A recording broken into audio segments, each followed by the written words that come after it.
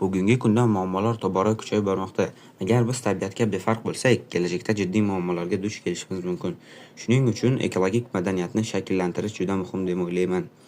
Men ekologik madaniyatni avvalo o'zimdan boshlashim kerak degan xulosaga kelganman. Agar men atrof muhitni asrasam, boshqalarga ham ijobiy namuna bo'la olaman. Masalan, agar har birimiz axlatni belgilangan joyga tashlasak, ko'chalarimiz ancha toza bo'lardi.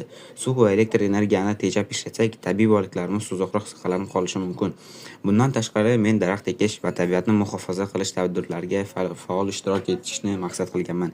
Agar imkon bo'lsa, kelajakda ekologik loyihalarda qatnashishni ham xohlayman. Chunki tabiatni asrash faqat bitta odamning emas, balki butun jamiyatning vazifasi bo'lishi kerak. Shuni ham aytish mumkinki, ekologik madaniyat oiladan boshlanadi.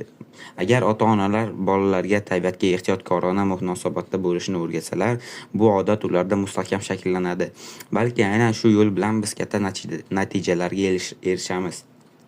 Xulosa qilib aytganda, agar har bir inson ekologik madaniyatni o'zidan boshlasa, atrof muhitimiz yanada toza sog'lom bo'ladi. Men ham bu yo'lda mas'uliyatli bo'lishga harakat qilaman, chunki kelajak bizning bugungi harakatimizga bog'liq.